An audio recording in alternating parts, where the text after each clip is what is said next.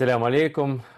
Вітаю всіх глядачів телеканалу АТР, які дивляться нас як у тимчасово окупованому Криму, так і по всій Україні і в різних країнах світу. Всюди людей цікавить те, що відбувається в Україні, навколо України і навколо Криму, навколо бойових дій, навколо війни. І я дуже радий, що в чергове погодився з нами поговорити колишній депутат Державної думи Російської Федерації, який єдиний голосував проти окупації Криму, Ілля Пономарьов. Ілля, привіт. Доброго дня. Завжди радий. Навзаєм, тим більше, що поговорити є про що, багато що було.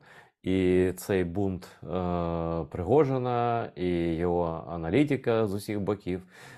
Весь інтернет просто забитий прогнозами, скандалами.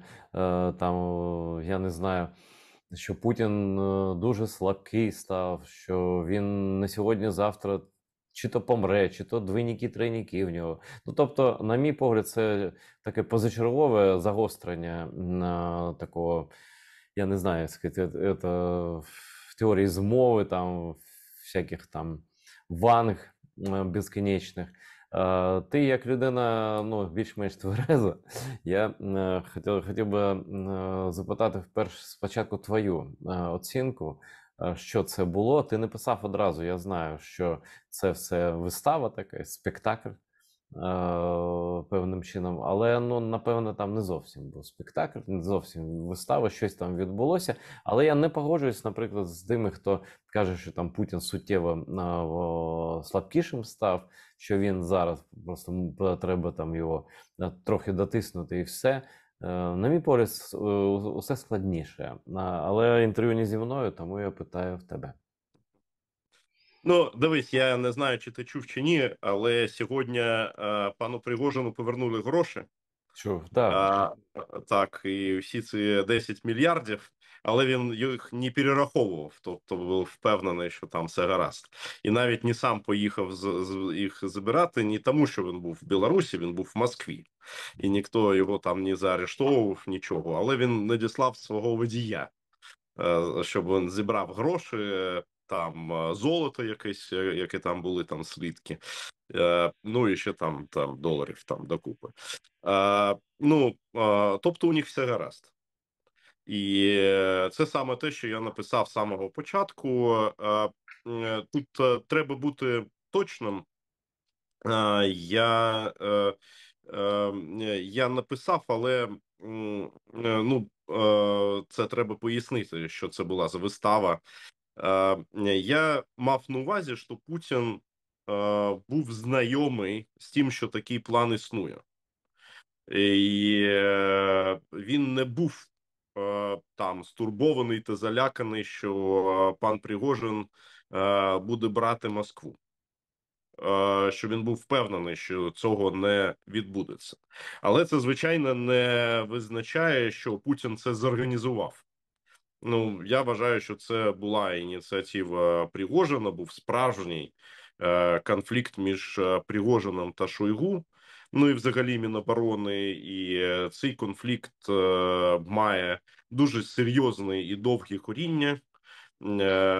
Це почалося не вчора і навіть не позавчора. Це був конфлікт через постачання спочатку всього цього там будування для Міністерства оборони, а до того вже міноборонці вони підставили вагнерівців в Сирії. Ну, тобто там були питання і раніше. Зараз було загострення, і Пригожин вирішив там рухатись вперед, але я вважаю, що якщо він би хотів насправді взяти владу, то треба було б це робити пізніше, коли там були там певні там військові поразки на фронті, і ситуація була б Ну так, Ілля, це трохи виглядало, якщо там припустити, що це чесний такий щирий бунт, там нехай погана людина, але все ж таки щирий бунт, то це все трохи пахло фальстартом. Ну, якось Ну, дуже. я про це і кажу, що треба було б це робити пізніше. І ми ж про це багато думали і думаємо, як це зробити. І, звичайно, тут потрібна там важка військова поразка на фронті. Ну, і я вважаю, що найбільш ймовірно, що вона буде відбуватися в Криму. І тоді можна вирушувати і все це робити, і бути впевненим, що опору там суттєво не буде. Ну, я пропоную перейти на трофейну мову. Все ж таки, нехай ми знаємо, що люди в різних країнах дивляться, нехай вони теж одразу розуміють, що ти кажеш. До речі, я хочу сказати комплімент твоїй українській мові. Просто неймовірно, красень, нічого не можу сказати. Ось черговий приклад того, що щелепа в усіх людей влаштована однаково, просто не всі можуть або хочуть нею користатися правильним чином. Ам, 100%. Да, но смотри, вот он совершил этот марш-бросок, не добросил, типа пацанов предал. Пацаны типа обиделись, потом якобы Беларусь, на самом деле никакая не Беларусь в итоге, да, ты говоришь, что он в Москве, то есть вообще Мгм. ничего. Мгм. Поубивали кадровых летчиков, вообще ничего. Значит, с другой стороны говорят, что Путин ослаб, а он чувствует себя прекрасно. Он выступает на шанхайском саммите, рассказывает. И вообще я так, я просто, знаешь, может, слишком старый, но я просто помню прекрасно, как при Брежневе жили. Вот тогда тоже была война не такая, конечно, страшная, как сейчас, а в Афганистане была война. Да, она была дальше, ее скрывали, время было другое. Но тогда тоже была война при Брежневе. И все равно за нее цеплялись как за какую-то стабильность. И говорили, вот, да. А Путин тоже продает вот такую вот вещь своим, что да, вот видите, и случаются инциденты вот такие, но мы сохранили свою страну. Значит, вот в ходе вот такого тренировочного бунта, значит, я прочно стою на ногах, я обеспечу вашу стабильность, и люди идут и ногами голосуют, вот передают из России, что очереди в военкоматах стоят, люди хотят воевать. Или все не так, как я это вижу? Нет, все так. Вопрос, я всегда стараюсь понять мотивацию людей, там, почему они поступают так или иначе.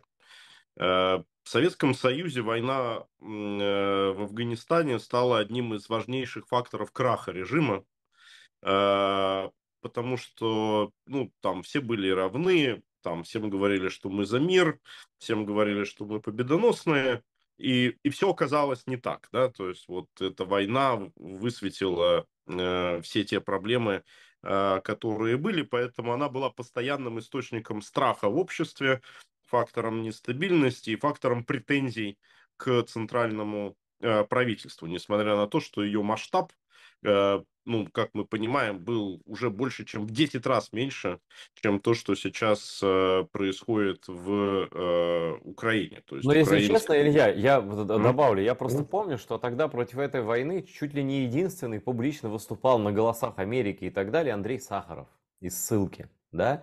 А так, чтобы в обществе против него протестовали, наоборот, мой сын пошел в Афганистан, там, ну, нормально, выполнять интернациональный долг. Потом они вышли в 89 году оттуда, да, типа даже с почетом, там, через мост с флагами и так далее. А потом, как бы, революция произошедшая, она, мне кажется, не была напрямую связана с войной в Афганистане. Нет, ну санкции, понятно, да? Санкции, наверное, они же были связаны с этим.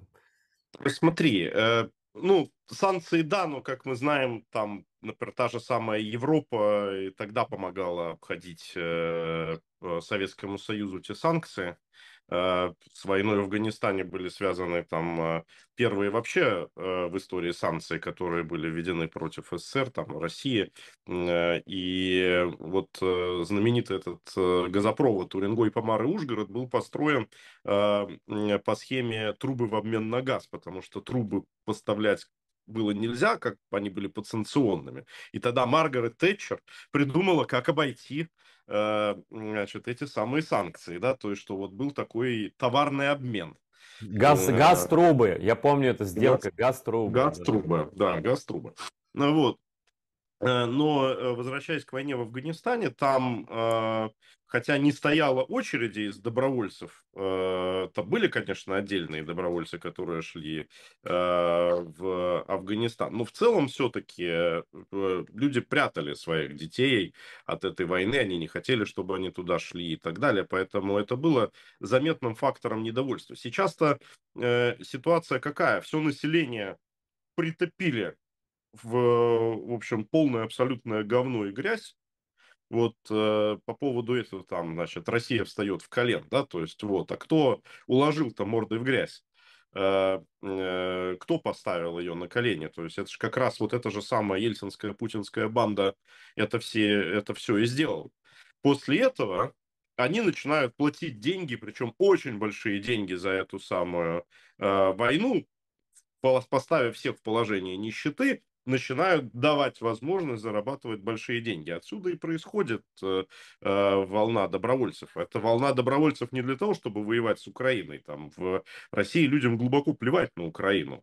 Что там это Украина, да, то есть она ни у кого не чешется. Деньги, вот что является главной мотивацией. Почему матери молчат после того, как дети погибают? Тоже из той же самой причины, из-за денег, что сын уже погиб, да, его уже не вернешь, но так, по крайней мере, ты получишь весьма значимое денежное вознаграждение. И такая позиция возможна только в одной ситуации, если люди до этого поставлены в ситуацию беспросветной нищеты. Вот вся та схема, которая там сейчас происходит. Я вот хорошую фразу слышал от одного из российских таких полуоппозиционеров, значит, Андрея Нечаева, что страшно не то, что мы сидим в говне, а страшно то, что мы в нем начали обустраиваться. Вот это вот является наиболее точным отражением ситуации, которая сейчас в России. Но это не он придумал, конечно, и оппозиционер из нее никакой. Это человек абсолютно системный, как ты понимаешь, ты сам сказал, да. Но он так, ну, такие приспособленцы есть, в общем, это довольно распространено. Вот смотри, но откуда тогда, вот кто это продуцирует вообще, кому это надо? Вот эти бесконечные апокалиптичные для России прогнозы, которые вот она сейчас загнется. Кадыров вот при смерти, Делимханов вот он уже убит, значит,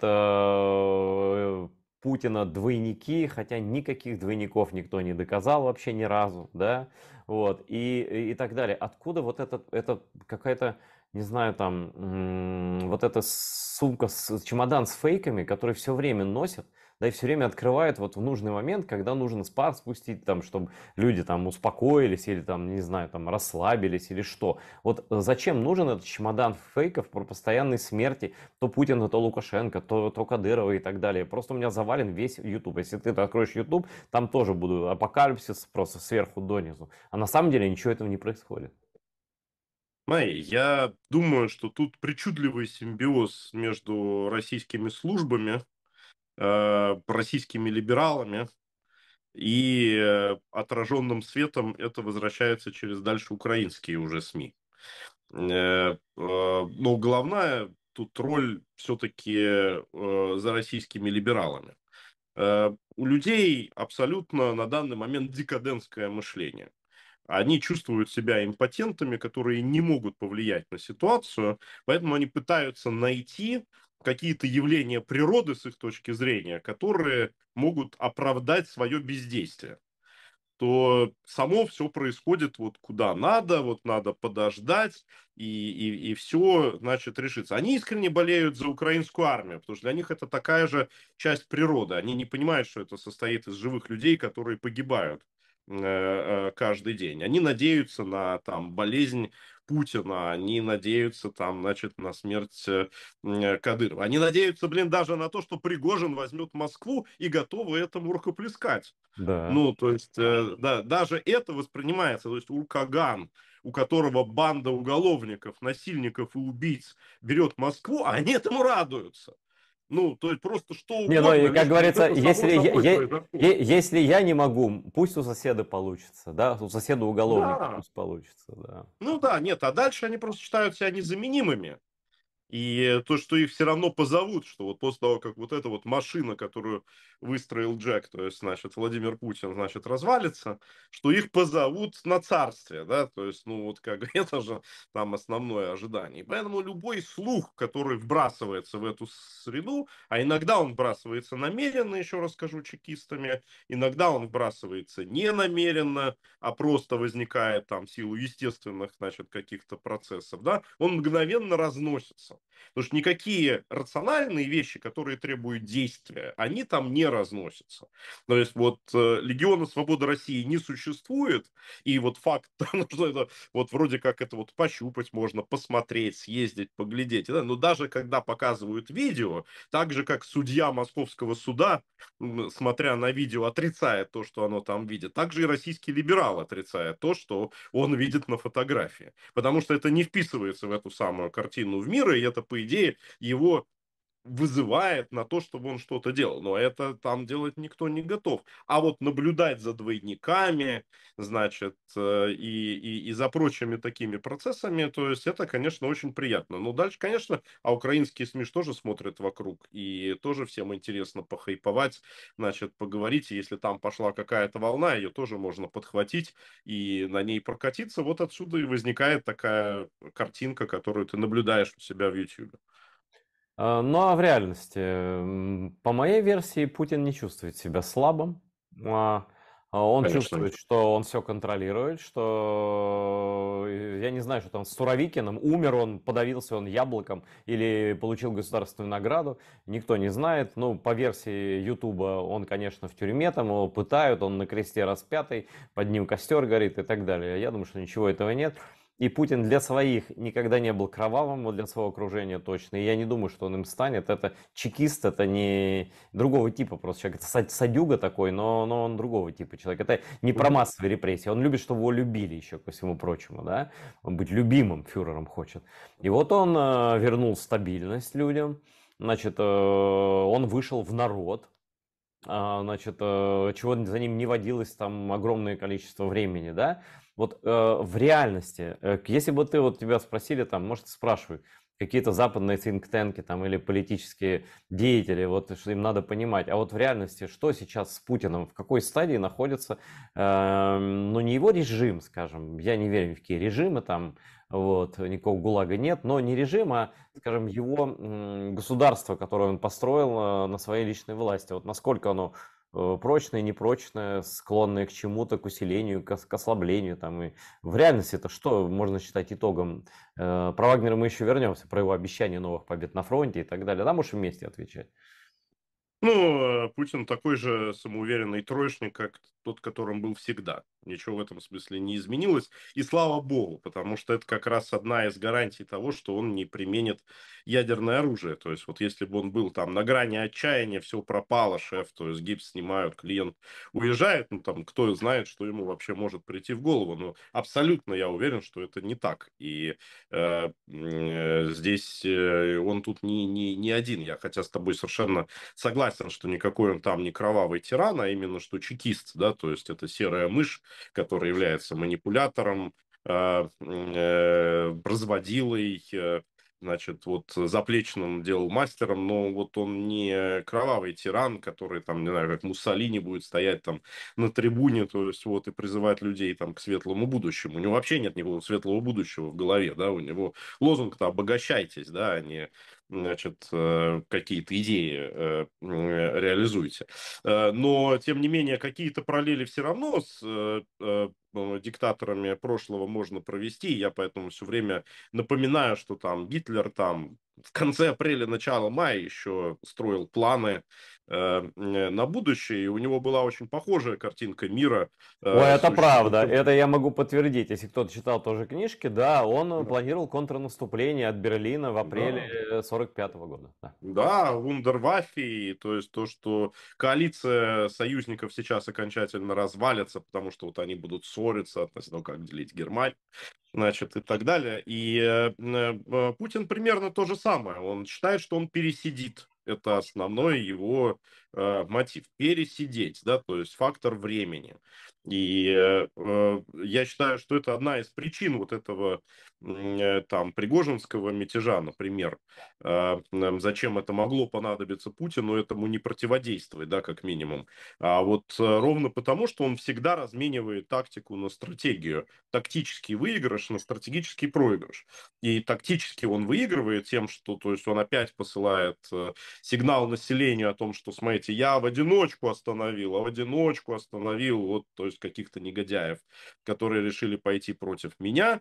Значит, элитам он посылает сигнал о том, что вы не понимаете, что произошло, но видите, какое чудо, да, то есть, вот они уже стояли у Москвы, они могли его взять, но значит, остановились и разошлись. И я всегда буду победителем, да, то есть вот даже не думайте, ситуация, соответственно, под контролем. Вы не сможете меня переиграть, потому что я там всегда в этих многоходовочках на 3 хода впереди. И Западу, да, о том, что даже не думайте меня поменять, потому что если не я, это вот Ходорковскому нравится Пригожин, да, то есть, а вот Западу Пригожин совершенно не нравится. Там, Запад готов его поменять на какого-нибудь там Мишустина, да, но на Пригожина не-не-не-не, чтобы там не надо, чтобы ядерная кнопка туда уходила, уж лучше пусть будет Путин. И это все работает вот на эту путинскую стратегию Так пересидеть вот, ну вот время. смотри, так это первое, что пришло мне в голову, когда я об этом услышал. Конечно, это не был четко расписанный сценарий, иначе бы не было там растерянных каких-то реплик у разных людей и так далее. Но вот эта идея про то, что посмотрите, а Путин еще ничего, что наш-то фюрер еще Да-да-да. более-менее не самый буйный в палате. И в принципе, глядя, вот я убежден, что источником власти в Рейхе является народ, а никакой не диктатор. Вот этот народ, который встречает вагнеровцев, убийц, откровенных убийц, зэков, да, значит, который рукоплещет Путину, зная все, что он совершает, да, и так далее. Вот он базис, а не какое-то там принуждение. Границы открыты, все нормально у них, там еды полно и так далее. Вот. И я думаю, что, ну, мое мнение такое, что в принципе, как бы, может, трюк и удался. Потому что вот эти звонки из Америки с упокоением Путина, мы тут ни при чем. Америка не Да-да. участвует в бунте вот этого Степана Разина современности. Что-то такое вообще было. Не-не, ну так ты абсолютно все правильно говоришь. Я, правда, бы с тобой до конца не согласился относительно народа, да, потому что есть, на мой взгляд, все-таки две вещи, которые, между которыми граница очень размыта, но тем не менее они важно разные, да. Одно дело, когда есть инициатива, то есть, значит, вот народ хотел этого, требовал этого, и вот это, значит, соответственно, произошло. Да, вот тогда можно говорить, что народ был источником власти. А другое дело, когда народ сказал, ну, блин, от нас все равно ничего не зависит, мы в это не вмешиваемся, мы тут на огороде, там, значит, в детском саду, там, значит, в школе и так далее, просто не трогайте нас, а мы ничего не видим, не слышим и не хотим вообще ничего знать, и мы полностью отказываемся от того, чтобы в этом всем участвовать. Да? Вот это, на мой взгляд, гораздо более точное описание того, в каком состоянии находится российский народ. И вот то, что они одинаково с цветами встречают Легион Свободы России, который заходит в Белгородскую область, вагнеров, которые заходят в Ростов, и путинские части, которые с ними борются, да, это как раз про это говорит, да, то есть чего изволите, да, вот кому отдаться, вот у кого сила, тому мы и отдадимся. И вот только что был очень показательный социологический опрос, да, там, вы хотите закончить эту войну и начать переговоры о мире? 72% да, мы хотим, то есть, да, чтобы вот сейчас прямо начать переговоры о мире. Вы хотите пойти на Киев? Да, мы хотим пойти на Киев, 68% за то, чтобы мы пойти на... Ну, это же прямо противоположные ответы, да? Но это один и тот же соцопрос, который дают ответы одни и те же люди. То есть 70% населения, то есть если задать бы им просто, ну, там, социологи этот вопрос явно не задавали, но был бы вопрос, а хотите вы, чтобы Путин сдох, да? И 70 те же самые процентов сказали, да, хотим, чтобы Путин сдох. Да, то есть вот это вот люди, которые, не, от нас вообще ничего не зависит, мы тут ни при чем. Это гораздо хуже на самом деле, потому что с тем, кто сопротивляется, можно бороться, переубеждать и так далее. А это аморфная масса, которая вообще, вот это не граждане страны, то есть это просто не граждане, да, то есть это сейчас такое вот Но эти не оболваненное граждане, Илья, поведение. но эти не граждане в 3 смены делают снаряды Да, одухотворенно за большие деньги. Значит, приходят военкоматы за 200 тысяч рублей убивать да. там. Да, ну как бы вот они все равно как бы в эту систему вписаны, они же не протестуют. Ну, я с тобой полностью согласен, и они за это будут расплачиваться, неизбежно. Потому что в итоге репарации и компенсации платить всем. И тем, кто протестовал, и тем, кто не протестовал, и хорошим русским, и плохим русским, и нормальным, и ненормальным. Абсолютно всем, у кого красный паспорт. Смотри, Все вот под это попадут. чтобы дойти до вопроса компенсации, репарации и так далее, нужно дойти до стадии поражения.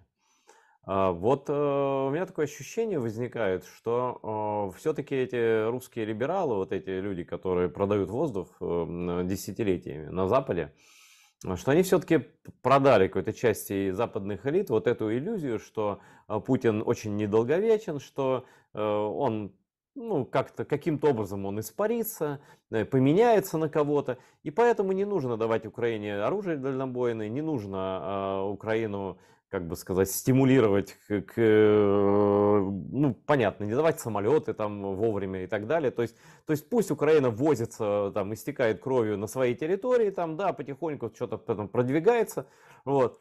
Но главное, чтобы Россию не трогали, чтобы в Россию ничего не летело, никакие ракеты. И вот, то есть Россию не трогайте, а то все будут за Путина. Вот эта идея, я такой слышал много раз, да. Россию не трогайте, а то он ударит ядерным оружием.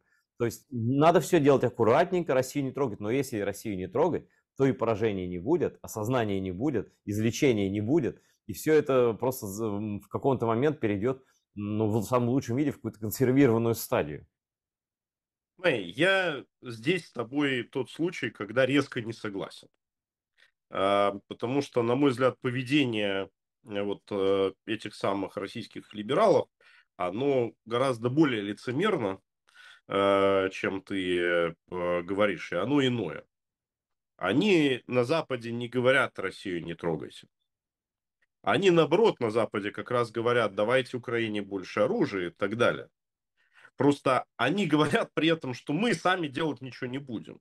Пусть украинцы проливают кровь за освобождение России.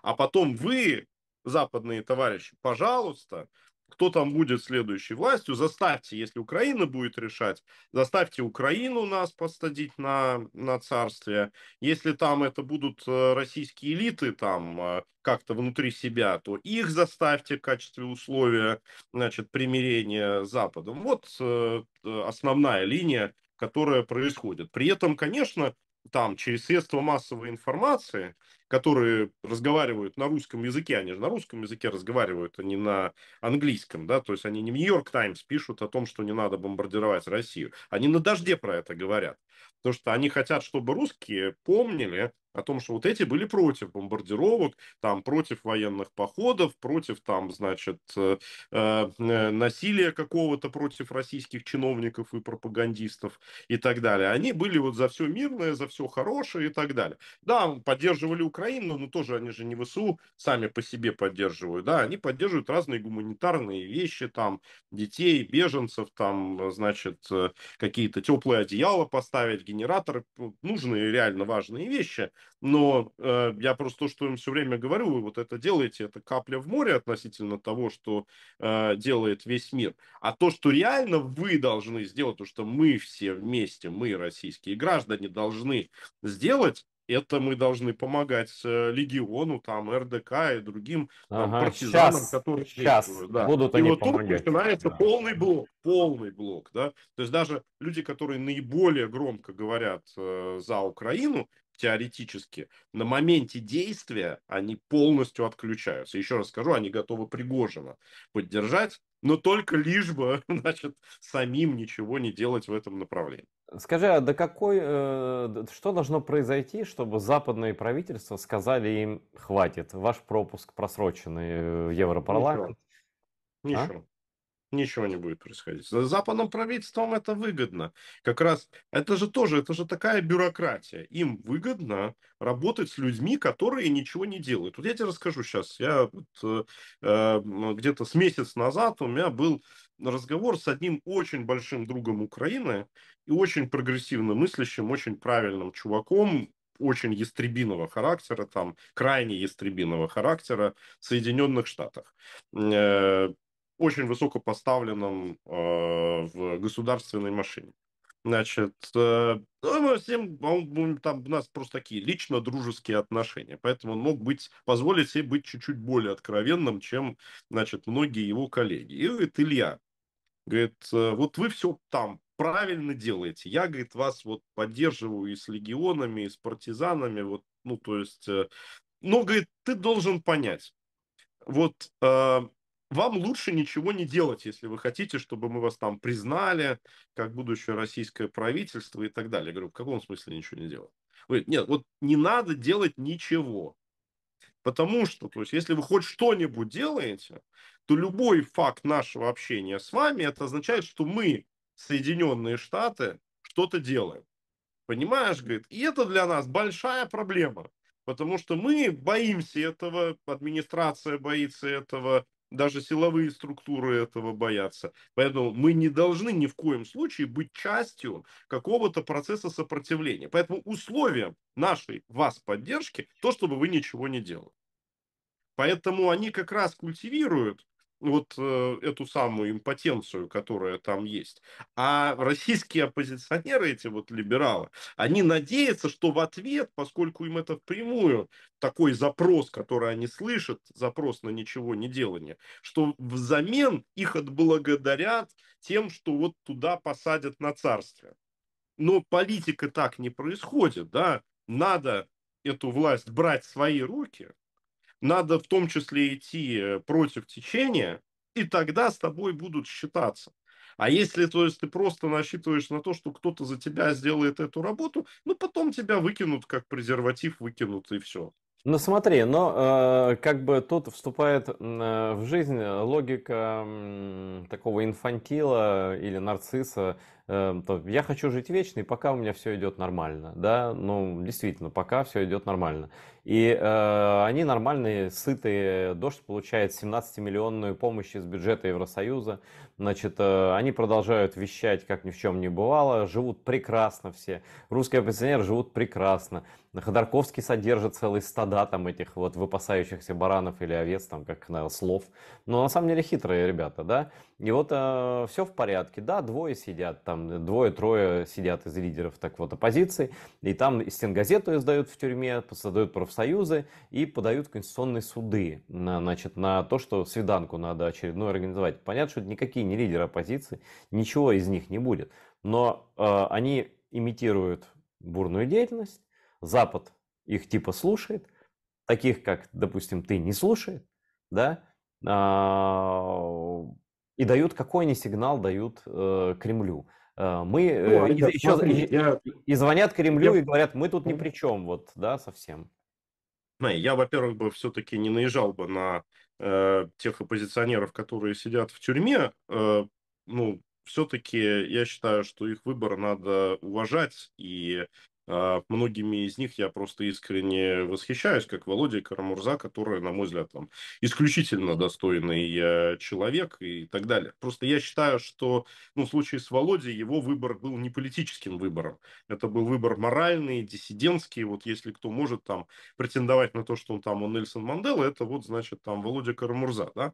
Но в любом случае все люди просто, которые сидят, надо тут быть со здоровым элементом цинизма, потому что все люди, которые сидят, они не будут фактором перемен, они не могут принимать участие в этом процессе. Они дождутся того момента, когда придет там легион, откроет двери этих тюрем, освободит их, и тогда они смогут принимать участие в той политике, которая будет выстроена уже после А тогда они падения. скажут, смотри, им открываются ворота, они такие, а кто нас освободил? Мы вот там, ну, регион Свободной России, а мы вас не знаем.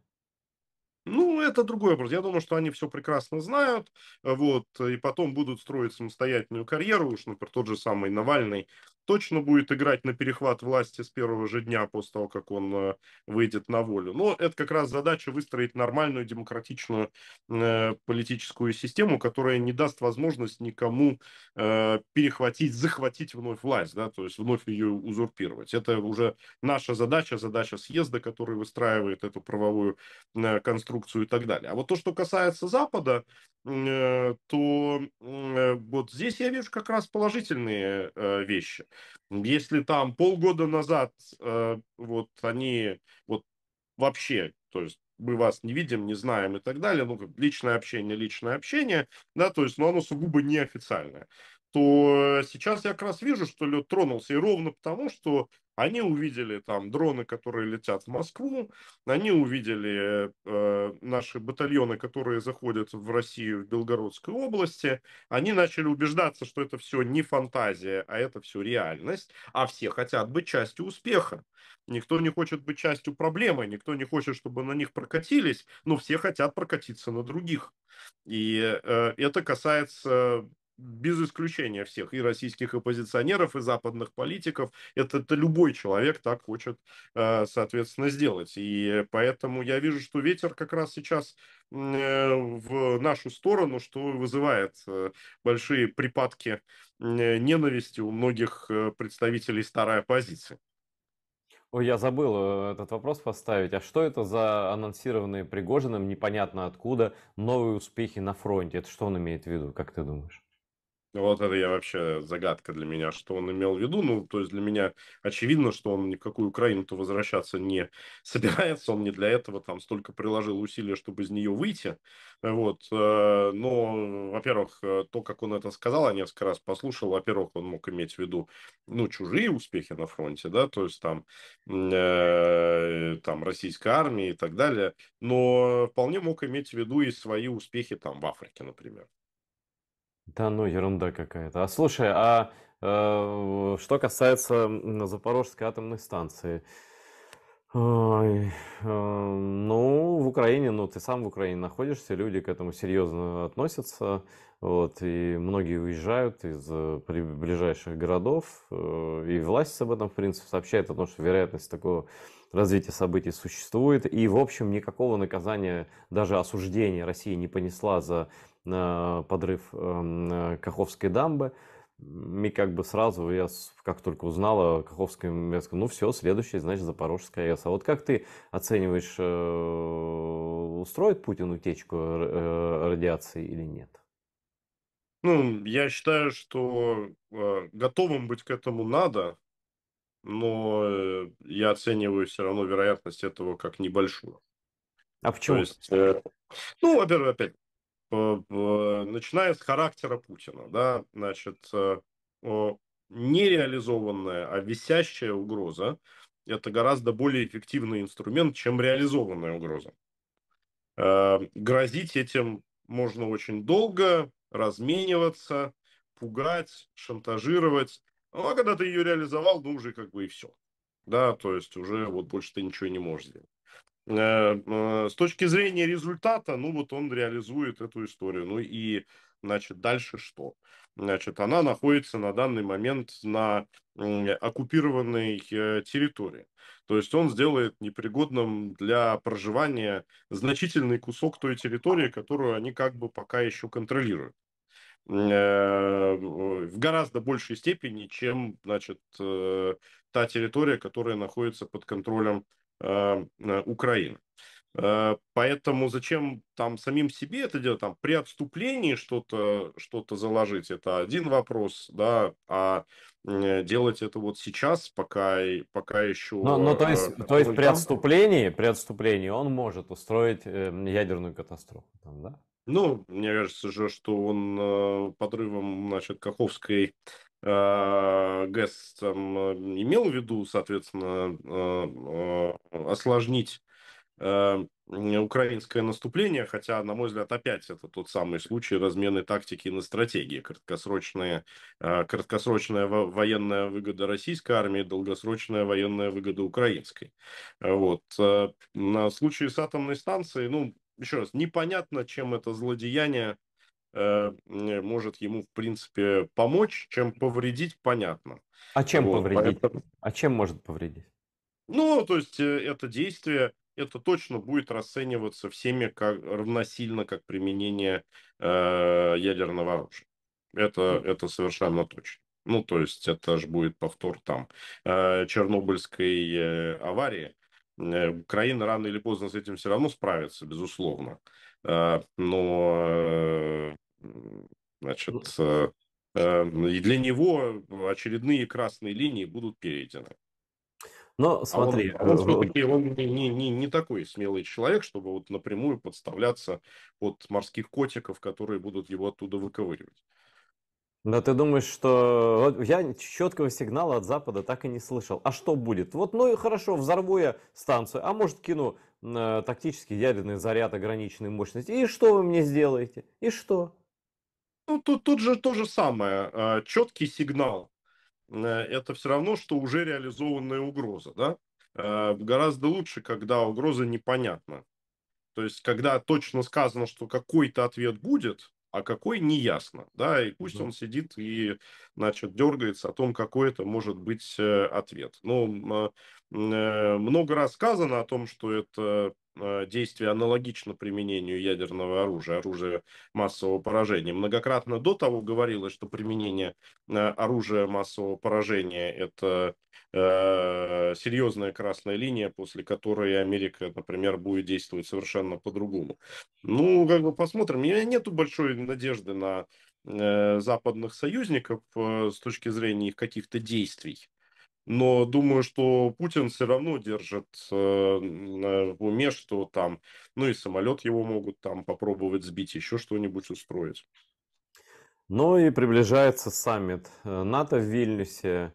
Все говорят загадками, про какие-то сюрпризы, Владимир Зеленский обратился к Байдену с просьбой и предложением, значит, дать приглашение Украине до окончания войны, до победы войны против России, которая непонятно, сколько времени займет еще эта война жуткая, вот, и тяжелая для Украины. Значит, а что будет в Вильнюсе? Ты можешь себе предположить? Я думаю, что ничего такого эпохального там не будет. Вот что будет очень много ритуальных танцев, какие-то паллиативы наверняка будут озвучены и предложены, Мгм. но, э, можно добиться от НАТО там ускоренных процедур, там, значит, вот так же, как это было в отношении там Финляндии, Швеции и так далее. Но добиться от НАТО нарушения своего собственного устава невозможно.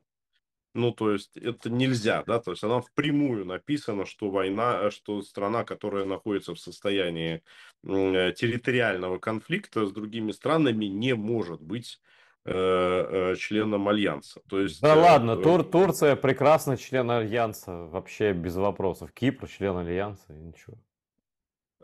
значит,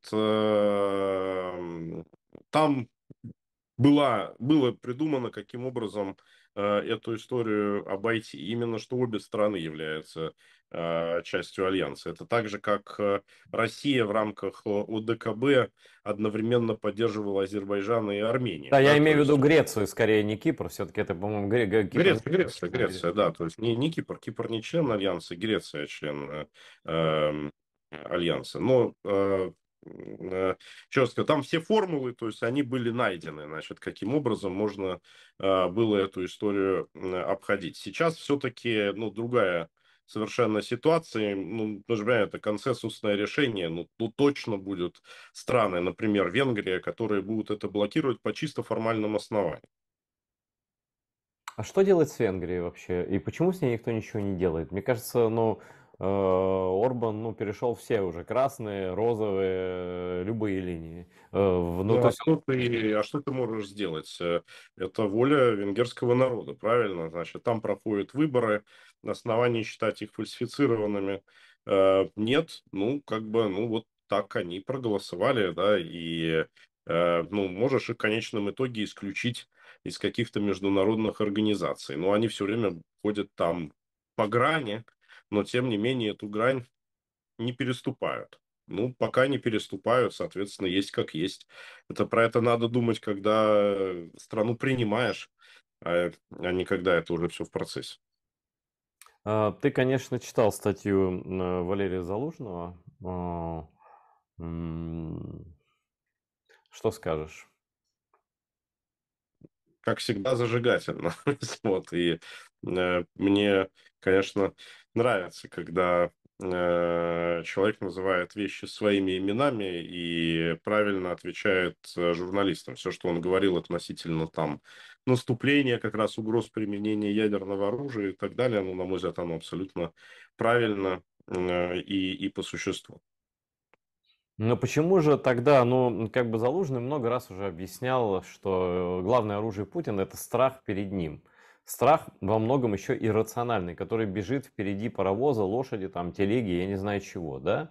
Вот. Почему Запад не даст понять Путину, что он его не боится, хотя бы совместным заявлением? Я не знаю, заявлением А НАТО в это ну, по очень Ельце. простой причине, потому что он его боится. Ну, понимаешь, трудно дать понять, что ты его не боишься, если ты его боишься. Но он боится. Ну, то есть он считает, что, то есть, ну, это страх, понимаешь, потому что тоже надо понимать природу этого страха, да, то есть это алкоголик дядя Вова, да, вот, который там в подъезде может нассать, да, то есть может дверь поджечь, может еще что-то сделать, но он вроде как, ну, когда трезвый, он вроде как безвредный, ну, когда напьется, то буянит. Его надо обходить стороной. Но это вот такого природа отношения. А поскольку у человека тяжелые кулаки, вот, ну, не знаю, какой там аналог ядерного оружия, значит, это сказать, там, большая кувалда, как у Пригожина, да, то есть, которая может все расхерачить. Ну, то есть, соответственно, его стараются не злить и не провоцировать. Ну, вот ровно так, это же житейская, абсолютно такая же логика. Просто в международной политике это не работает, и уже давно пора было вызвать полицию и его скрутить, этого самого дядю Вову, вот, несмотря на кувалду и на кулаки, и на то, что он бухой и так далее. Надо было договориться, навалиться и, значит, посадить за решетку, да.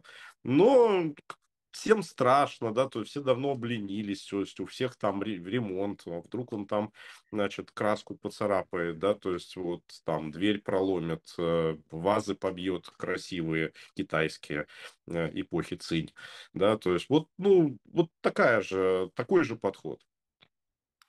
Ну а что должен Путин сделать, чтобы этот подход изменился? Действительно, ядерное оружие поставить там в 5 минутах лета от польской границы. Что еще? Вот, ну, что может быть таким триггером, когда Запад скажет, ну слушай, да давай хватит уже, ну держава террорист, ну государство террорист, жесточайших санкций, никаких отношений, только сила, удушение, ультиматум и так далее, а не вот эти оправдательные звонки, там мы тут ни при чем, мы вообще целью, гениальной, конечно, целью США не является смена режима в России. То есть целью коалиции не является смена режима Гитлера, пусть продолжает.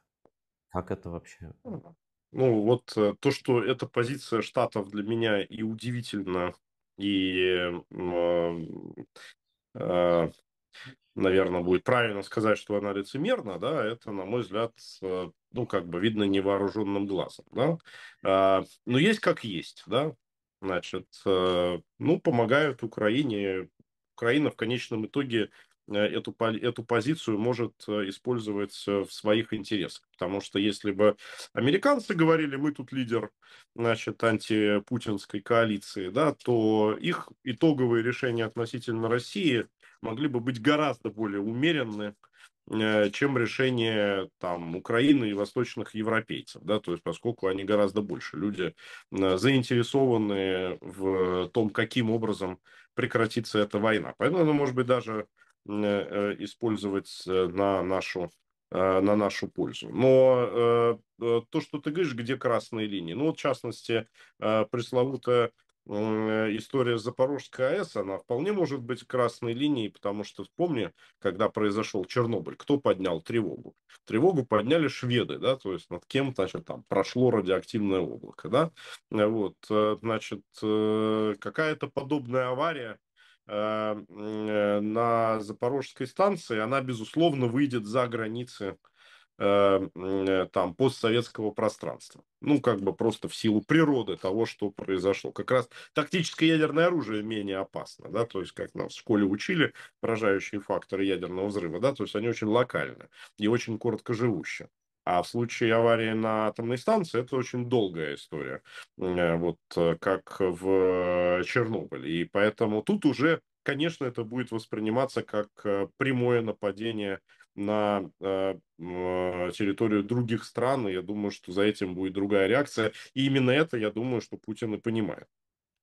Когда, наконец, на твой взгляд, к западным элитам после 100 лет беспрерывных надежд на реформирование России в ее имперских границах придет в голову идея, что может быть проще иметь дело с многими частями бывшей России, и у Украины это получилось отнять ядерное оружие, а почему у этих частей не получится?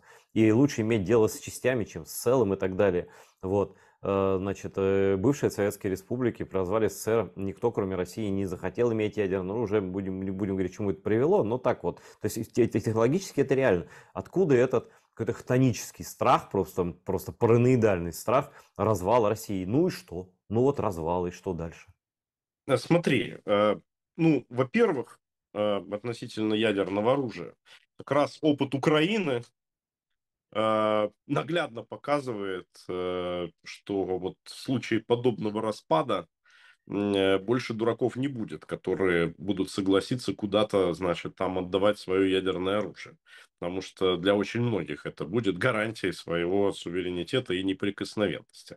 Вон батька же не зря там себе натягивал хотя бы тактическое ядерное оружие, чтобы оно попало к нему на территорию. Ровно для этой самой задачи, для того, чтобы потом на него не, значит, не ходили разные полки его свергать.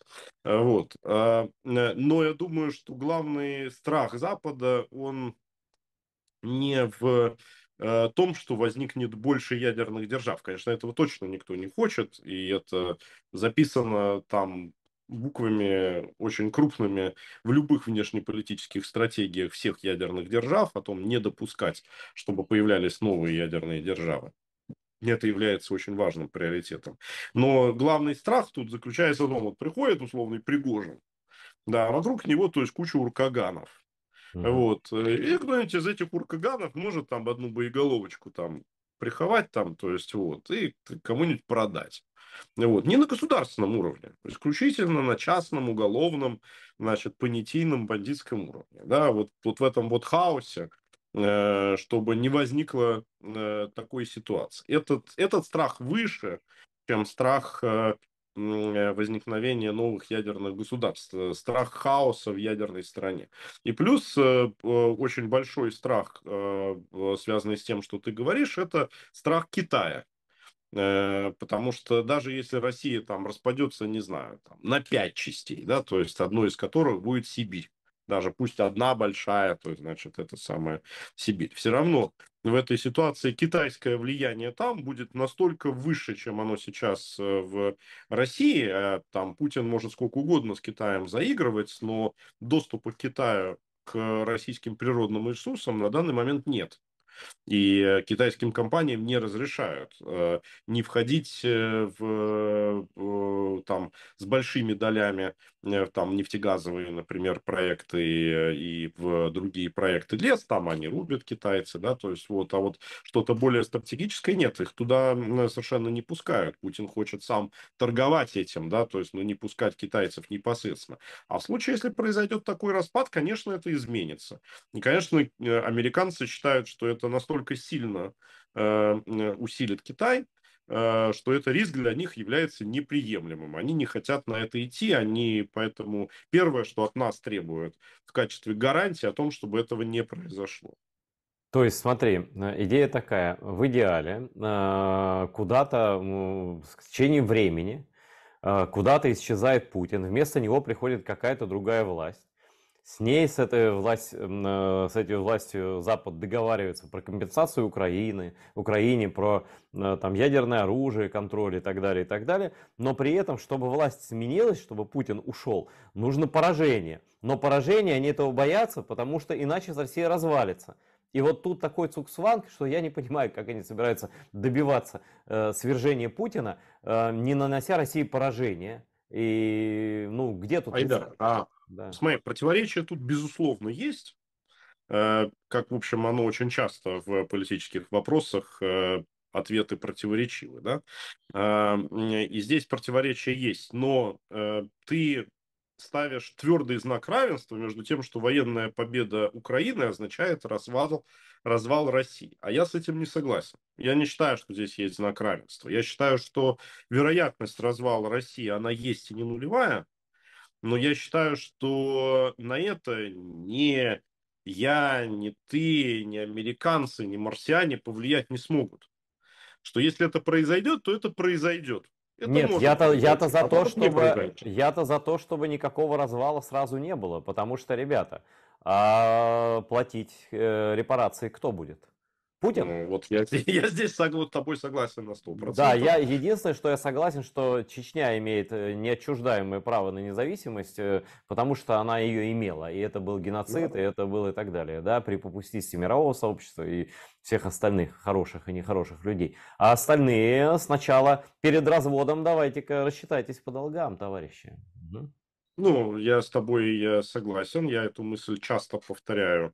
В Украине существует большое количество представителей украинских элит и общества, которые говорят, а вот мы разрешим им отделиться, только если они возьмут на себя часть обязательств. Вот, я говорю, кто вас будет спрашивать, то есть, товарищи. Вот, ну, как-то эта простая мысль, мне кажется, она еще не до всех доходит. Но еще раз скажу, я просто считаю, что вот этого слона точно надо выводить за скобки. Потому что если развалится, то развалится, и никто никого не спросит. Никого, да, то есть она просто развалится. А если не развалится, то не развалится, и вот Но тогда это как с надо... Советским Союзом. Ты же помнишь, как Штаты до М, последнего пытались сохранить м, Горбачева как лидера Советского Союза и сам Советский Да, Союз. Да. да, абсолютно. На этот процесс ты не можешь повлиять. Это слишком тектонические процессы, которые происходят вне зависимости от нашей воли. Но давайте думать про то, что вот, а если не развалится, даже если кто-то считает, что, ну, с высокой вероятностью развалится. Ну, хорошо, вы считаете там 70% вероятности, что она развалится. Давайте вот в оставшейся части мы все-таки будем думать про то, что надо сделать, чтобы военные преступники были наказаны, чтобы компенсации были выплачены и так далее. А то получится очень обидно, что сотни тысяч людей погибли, а в конечном итоге ничего не изменилось, и империя осталась на прежнем месте, и потом она обязательно тогда лет через 10 вернется с таким с полноценным еще веймарским синдромом, как в Германии 30-х годов. Ам, что за власть будет после Путина в России? Мы будем. Мы это кто? Будет вот легион, съезд народных депутатов. Те люди, которые боролись. Но это будет власть, которая какое-то время будет существовать в недемократическом режиме. Переходный режим, он, конечно, будет результатом именно военного поражения, и он выполнит функцию аналогичную оккупационной администрации Германии 1945 года. Просто он будет состоять из российских граждан, но тех российских граждан, которые воевали вместе с украинцами против путинских орд. А дальше нужно будет запустить нормальную демократическую систему, ее спроектировать, ну, то есть она фактически спроектирована уже съездом народных депутатов, но ее надо запустить. Надо вот решить вопрос о том, кто из регионов хочет в этом участвовать, а кто хочет отделиться и превратиться в независимые страны. И после этого уже в этой уж самой новой стране и проводить нормальные демократические выборы. Насколько вероятен такой прогноз, что там будет просто Сомали? То есть, да, там туда можно им и нужно надавать им по физиономии и так далее, но территория большая, много разных зэков, разных группировок. Не одна эта группировка, их там просто мерзавец на мерзавце сидит. И что они просто начнут друг друга там грызть, и надо им дать друг друга там всем перегрызть. А никакие такие вот демократы, даже вооруженные, они к власти не придут, потому что, ну, они поддержки такой не имеют среди населения, а население просто будет подчиняться тем, кто вот силен в данном месте, в данном городе, в данной там провинции где-то.